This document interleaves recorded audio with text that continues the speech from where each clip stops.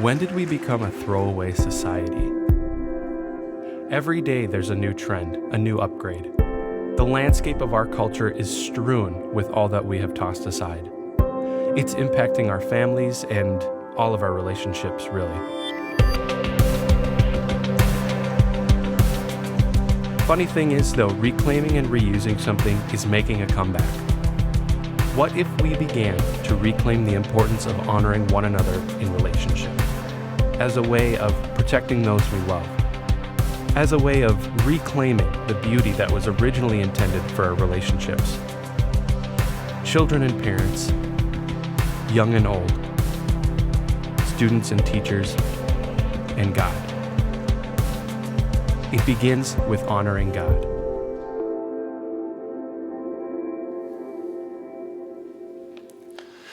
Good morning, and welcome to all of those who are worshiping in Woodside, those watching online. Glad that we can be together. And I'm going to invite you to take out your teaching notes right away. We're going to jump into the message because you're going to need them. I've got a couple interactive expressions to the message today as we continue the series called Honor, Reclaiming What Matters Most. And we've been looking at the 10 Commandments. Today we're looking at commandment number 5, which reads, honor your father and mother, that your days may be long in the land that the Lord your God is giving you. A simple, straight-up call of God to honor your mom or your dad, and your dad, whether you're young or whether you're old. And we're going to give our energy to that today. This week I got a letter from a dear friend of mine, 30-year friendship, really love this couple. They've been living in Asia for a dozen years, so I always look forward to communication with him. And he said something really interesting in his letter. He said, quote, we find that the older we are, the more we are looked up to for direction in this culture. In Asia, gray hair doesn't just get you a discount at Perkins, it buys you respect. Isn't that true sometimes? You feel like maybe as you become a senior in our own culture, the best benefit is a 5% discount in local retail outlets. But in Asia, it's about respect. And I pray that we're reclaiming what matters most, this honor that is due to our parents.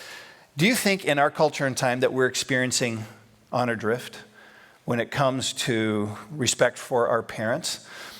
Guess who said these words? The world today is passing through troubled times. The youth of today are thinking of nothing but themselves. They have no reverence for parents or for old age. They are impatient of all restraint. They talk as if they know everything. And what passes as wisdom to us is foolishness to them. Anybody? Comes from Peter the Hermit in 1274. How about these words? Fascinating, this picture. Youth is corrupt, lacking in its respect for its elders.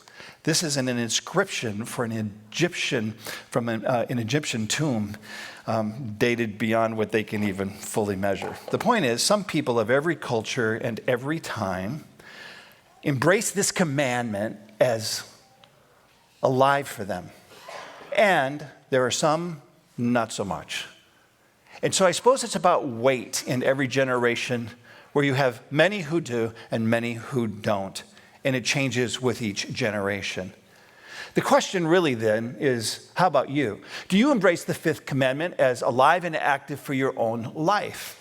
In fact, if you look at your teaching notes, your first interactive exercise is about to come to you. Take a look there, and you'll find that there is a continuum with numbers between 1 and 10.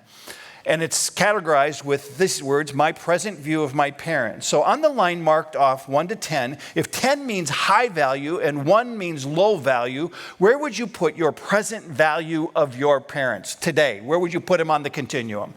And by the way, if you're sitting next to your parent, don't put anything.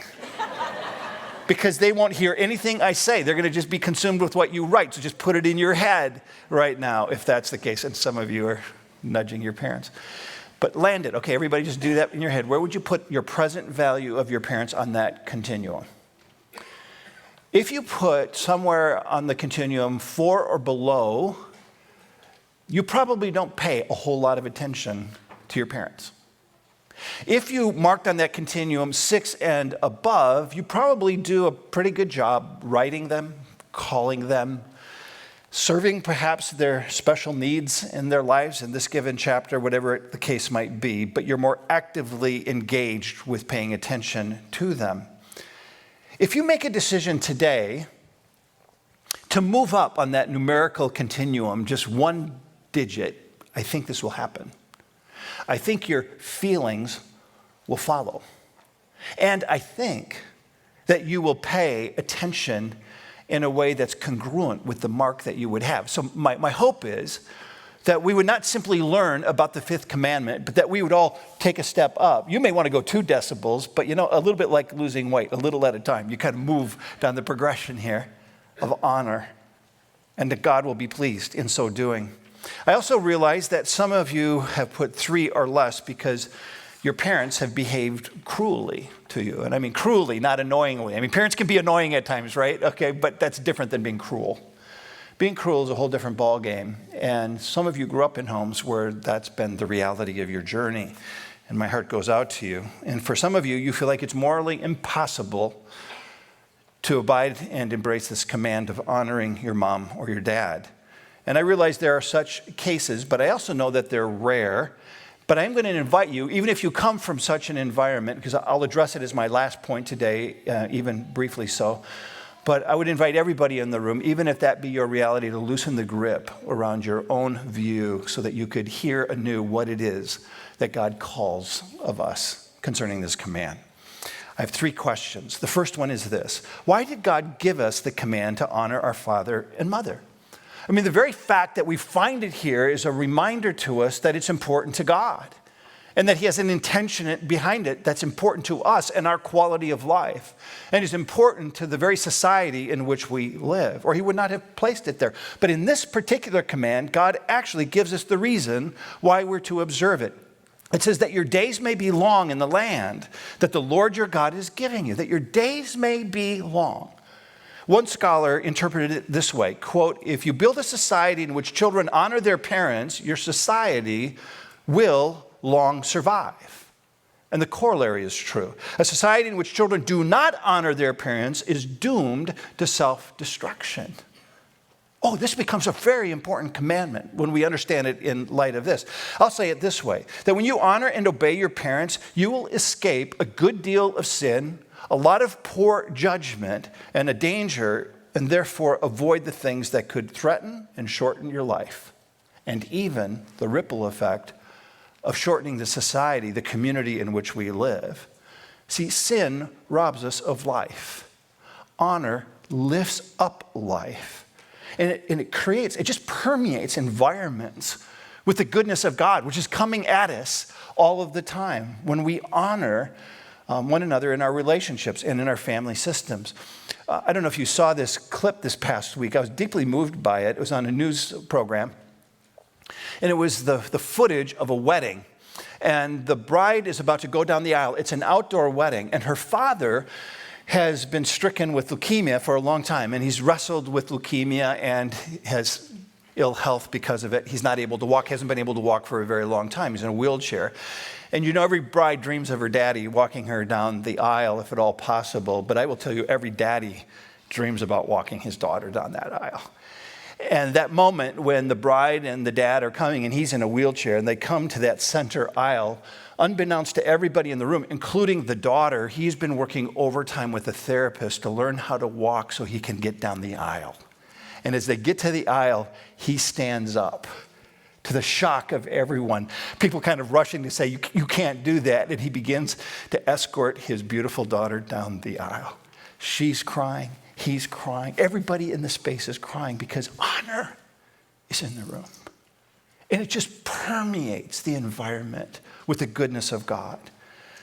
That's why God gave the fifth commandment, to honor both mom and dad, whether you're young or old, because it gives society sustainability and it brings blessing into your personal life and family system. That's the first question. The second, what does it mean to honor your father and mother? Or let me state it this way. What is actually happening when you honor your mom or your dad in such a way that it would generate society sustainability and personal blessing in your life and in your family's life? What's actually taking place? Well, this is what's happening. First of all, I'm going to give you two expressions of it. There are probably many more. But first of all, we recognize our need for it. We recognize the need to have honor in our family system. It said that parents may want to be honored, and they should want to be honored, but children need to honor their parents. A father and a mother who are not honored are essentially adult peers of their children. They are not parents. There's something hard for us to fully grasp with this, but it's important, so I want to say it out loud. Sometimes in our culture in North America, we value our children loving us as parents more than honoring us as parents. And in so doing, we create a peer relationship, and we put at risk something greater that God is doing in the family system where honor is to take first place. Yes, love is to be an expression of honor, but not the other way around. And I think there's an aversion for some parents to even want their children to honor them because honor implies some kind of authority, and we have an aversion to authority in the general sentiment of our culture, so it makes it difficult. Let's be sure we have the scales tipped in the right way. Out of honor will flow an appropriate love expression, but more importantly, sustainability in society and blessing in our lives. Our generation has measured the consequences of growing up without a father more than any other generation that's walked the face of the earth. We can measure its impact and its significance when there's active honor or lack thereof. Harvard University had a study that found out that 6 out of every 10 juvenile delinquents had absent fathers. So when there's not a father to honor, it impacts the goodness and the flow of life. 3 out of 4 lack parental discipline, or parents being interested in their friends, their kids' friends, or the social interests that they might have, the recreational pursuits that they might have. It's like they're detached from the reality. And when honor is missing at home, it has this trickle-down effect that we need to pay attention to because we find that there's little respect, sometimes no respect, then for teachers, or for employers, or for those in authority over us, whatever that might be. But the well-being of the family, the well-being of our nation depends on this 5th commandment. Oh, it's a big deal that we know all of the commandments and seek to live in them. We need it. And secondly, this is what's happening with this commandment. We recognize there is a moral authority above us. Friends, we are not the standard of the moral authority of what is right and good for our lives, that there's a moral authority above us. Yes, in reference to parents, but you see what's happening here. Parents become a microcosm of the ultimate authority, which is God himself. And that his voice and his will and his way become our voice and our will and our way, that we're lining up with him. And he uses the parental family system to be part of this, that parents represent moral authority. And we point to the ultimate authority, who is God. Friends, it's difficult to come to honor God without having a parent to honor. And the honor that we show our parents is a tangible demonstration of our honor to God himself. And failing to honor our parents is dishonoring God itself. And without this honor, we simply cannot create or maintain a moral society. It becomes a moral compass.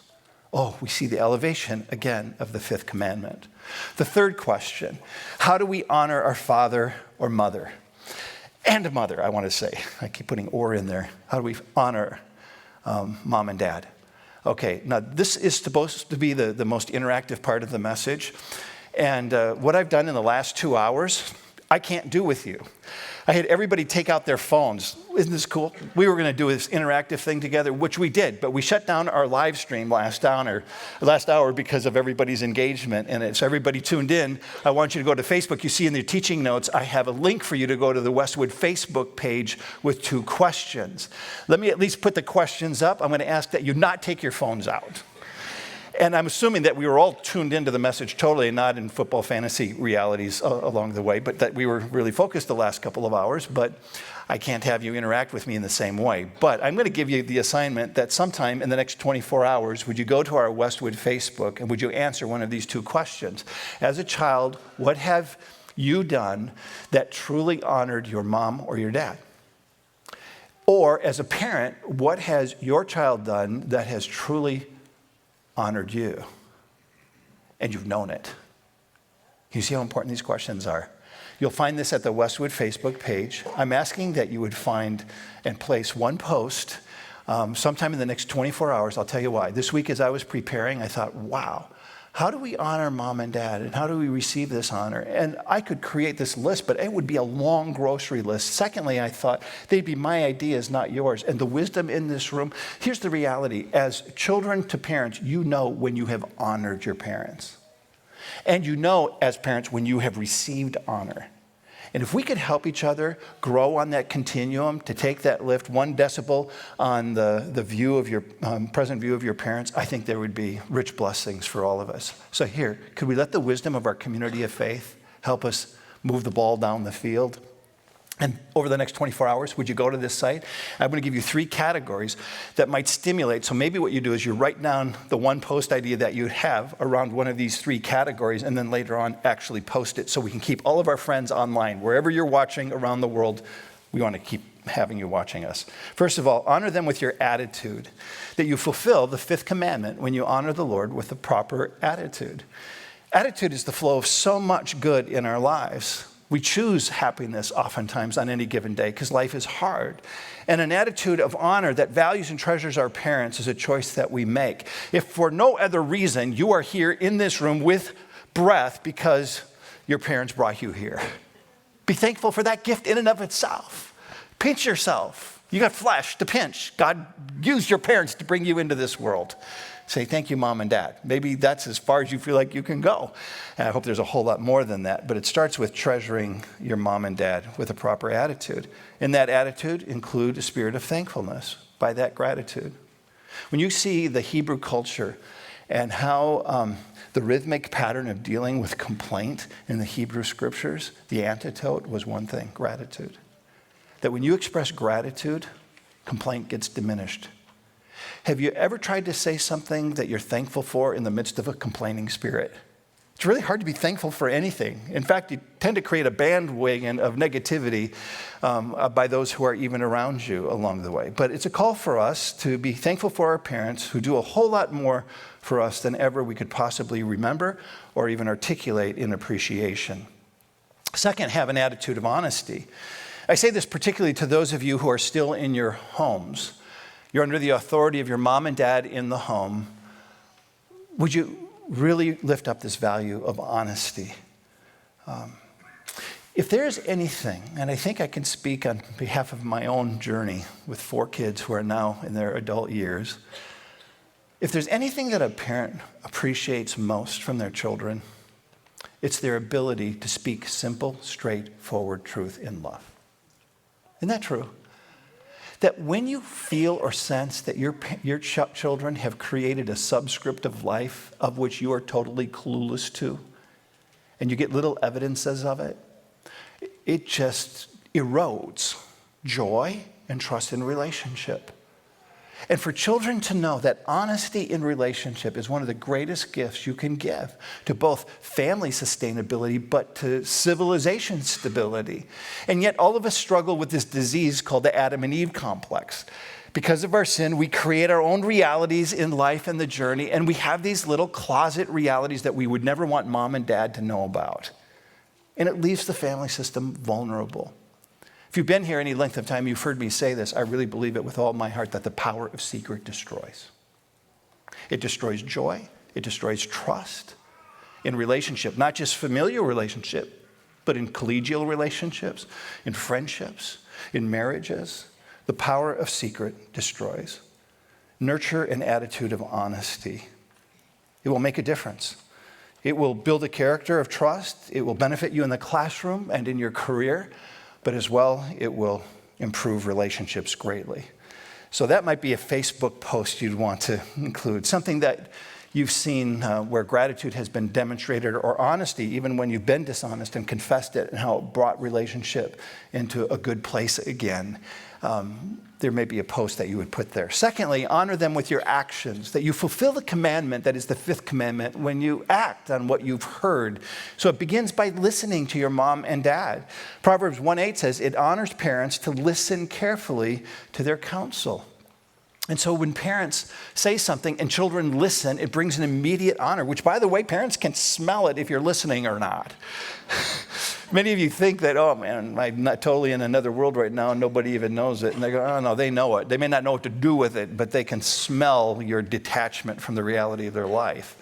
Ephesians 6:1 says, children, obey your parents in the Lord, for this is right. Don't you love the simplicity of Scripture? Just puts it on the table. This is just right. Let's do what's right. And embrace the call to listen and obey our parents. And then we find that in so doing, it says, obey your parents in the Lord, for this is right. That our parents do not have the privilege to ask us to do anything they want. They need to be of the Lord. They can't ask us to lie, and then we embrace that. That's incongruent with the will and the way of God the Father. So it does need to align with the purposes of God. And we find, secondly, under this call of action is to speak well of them.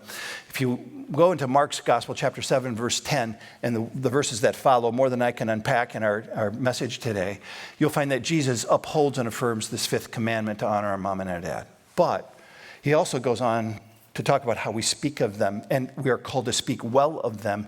And if we curse them, you got to go and read this. I mean, it can be devastating to your life. Pay attention to how you speak about your mom or your dad. And I think even in the colloquial, casual kinds of ways, be guarded around language that says, my old man, if he only did such, just how we even refer to our parents is reflected in this spirit of honor. We're called to honor them. And it's the reinforcement of Jesus here as well, because speech is the primary expression of honor. We find that God picks the Hebrew people to be the means by which he'll bring blessing into their lives and through them bring blessings into all of the world. What's fascinating about this is that it's how people will come to know Jesus Christ as Savior. And in order for the blessing to go from one generation to the next generation requires a continuity of honor from one generation to the next, which hinges on speech. In the scriptures, we see that if children spoke ill of their parents, that it would, yes, break down the family, but worse, it could keep the blessing of Jesus Christ from even going from one generation to the next. You realize that this fifth commandment is a hinge to us even seeing God's mission for the world fulfilled. He uses us to lift up what that generational blessing looks like, and how we speak of parents becomes critically important in that process. So you might want to put a Facebook post around how you've honored your parents by listening to them, even when you've not wanted to listen to them. And then to be able to go deeper, hopefully, with expressions of honor in their journey. Would love some ideas around that. And the third one is honor them with attention.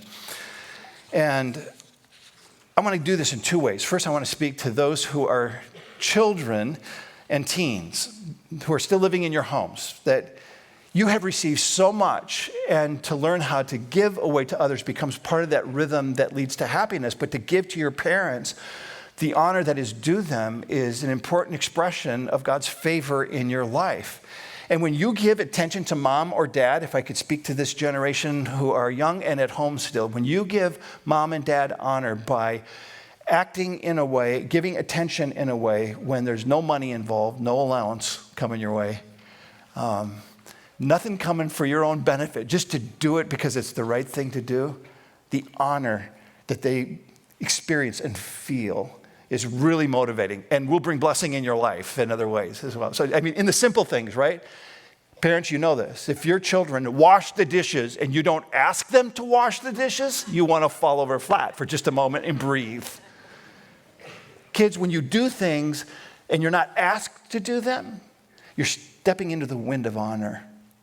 And it brings lift to the whole family systems. Which, by the way, can I call this out for the younger generation? You know that you are the most creative generation that's ever walked on the face of the earth. The most innovative and creative generation is this youthful generation. So apply that to honoring parents. Come up with the best innovative ideas on how to honor your mom and your dad. They can be simple and have profound impact. And then a word to older children, like me, and others. A good number of you, you're older children, right? We have a call around this commandment as well, a responsibility for aging parents especially. And if you're in that chapter, you know the vulnerability of aging parents gradually need more help because of changes in their life. Sometimes it's physical help, sometimes it's financial help. No one hates this more than your parents. Our parents really want to preserve the quality of their life as much as they can and independence as much as they can. But the tendency of human beings is to devalue that which has little tangible use to them, at least in America. Now, if we're in Asia, it might be a different story, but we ought not do that. The fifth commandment protects our aging parents. I'm so glad for that. I think about it even as men. When I think about getting to that chapter of life change where I can't do all the things that I want to do and the freedom to do, I know one of my greatest losses is when my kids take my car keys. Because car keys are a symbol of freedom, of joy. I love the automobile. I don't have an inappropriate affection for it. I just want to be clear. I just love the creative capacity that God has given us to design something with 4 wheels or 2 wheels or 3 wheels that can do what it does. Guys, do you agree with this? And to take my keys from me, when I just got back from Asia a week ago, I mean, I was excited to see my wife and my children first and foremost, but then I got in my car and I took myself for a nice ride. No destination, just taking in the beauty of this thing called the automobile. These simple little things matter to us. They do. And when we no longer get to have them, it impacts our relationship. So for us older children, as our parents get to this chapter, treat them well. Treat them with honor and respect, as though they're as important to you because they are when they were raising you. Support them financially if you can. Invite them into your home. Enter into meaningful conversation. That may require that you ask them questions that get them off of first base to get to second base, to go to that deeper place. Do odd jobs for them. There's a few suggestions. What specific things like this could you put on a Facebook post that would help us? For those who are in an aging parent reality, it's a gift to give. I'm in this place, and I have so many friends. Many of them are you who are in that place as well. And therefore, this becomes a common conversation in many of my outings these days. And I just want to say, I want to commend so many of you are doing this so beautifully. So I learned so much from you. Let's learn from each other, the different things that we're doing to honor our parents. Leviticus 19:32 says we should honor the aged and revere God. Isn't that interesting? They go together. Honor the aged and revere God. When you honor those who are older, you are honoring God himself. I found this whole list of scriptures, none of which I'm going to put on the screen today, but a whole list of scriptures about honoring those with gray hair. And I love that because we have this whole urgency to color our hair. But gray hair in the scripture is a picture of just incredible honor and respect as we age. And I realize some of you turn totally gray at 30. I get that. And it's not because you were aged, but I'm just saying to you, soak in all the honor you can get. If you gray early, see it as a gift from God for us to honor people who gray early. One of the great joys of life, I think you would agree with me, is knowing that God himself pays attention to us. He models how we ought to do this with each other in our most important relationships and parental relationships. In the Hebrew scriptures, there's actually a metaphor that you find repeated again and again. And the metaphor is the face of God, the face of God.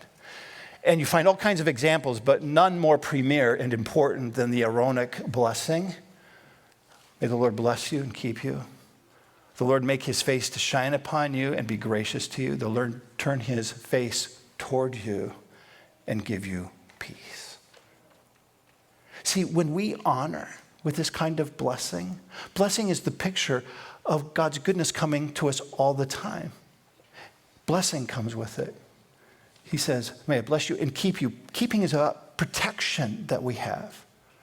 That his face might shine upon us. That he'd just look into your face, straight up into your eyes, and be gracious. The goodness of God coming at you again and again, giving you peace.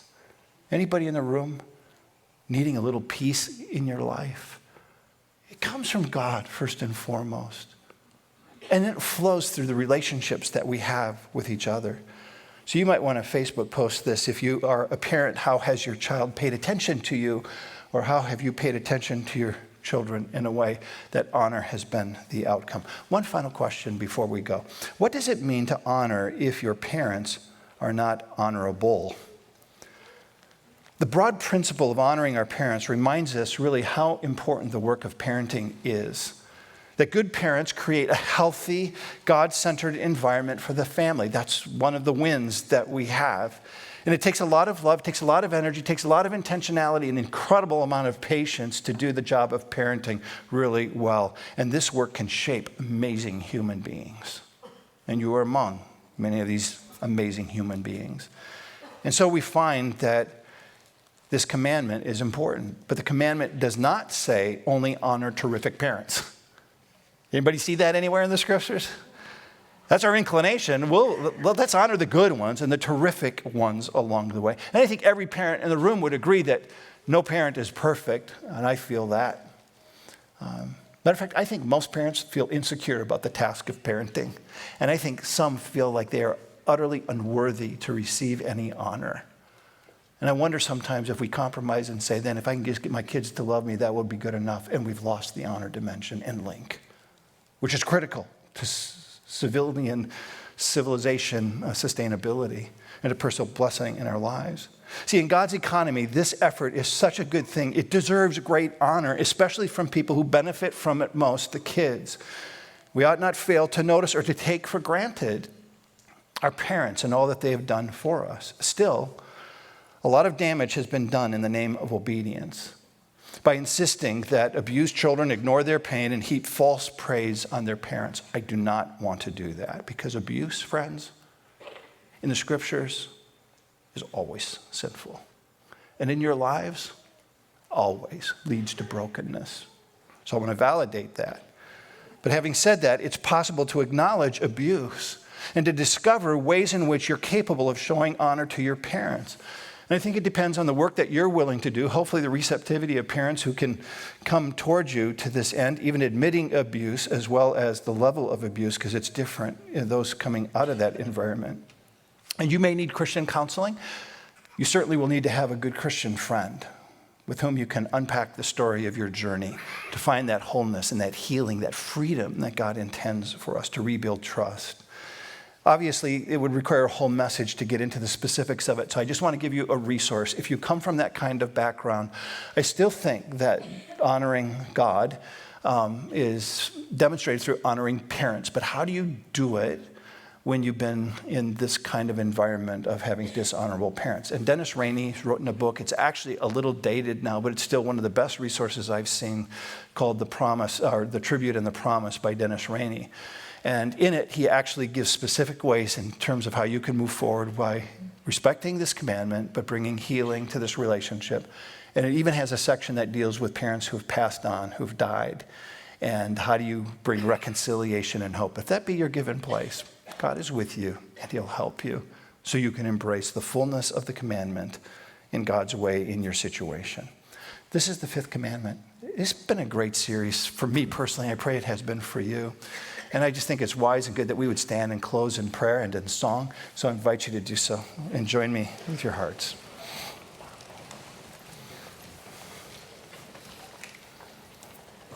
Lord, we are so glad that no matter what kind of parent we have or have had on this earth, we have a Father in heaven who is always honorable, who always knows our tender spots, who proves and protects, who listens and loves. You're always there for that purpose. And we confess we're all a crazy mixture of a lot of good and bad in our life, and you can see our fallenness pretty easily. But if we've accepted Jesus Christ, your Son, into our lives, we also embrace this beautiful world and this word that you've given to us called redemption. What a word. That even in the midst of a world marred by sin, the strength of your love and forgiveness is capable of allowing us to offer kindness to people who didn't show that to us. That happens because of you. So I pray, God, that we will give you praise and glory. And I pray, God, that you would allow us to demonstrate grace to others that even surprises you as we look to your Son. On that cross, in the midst of his suffering, in his final moments, he sees his mom at the foot of the cross. And in his agony, he blesses her and reminds us that you are the God who watches over us and cares for us every day in every way. Might that give us confidence and freedom as we seek to honor our parents, and in so doing, honoring you and the gift of life given to us through Jesus Christ.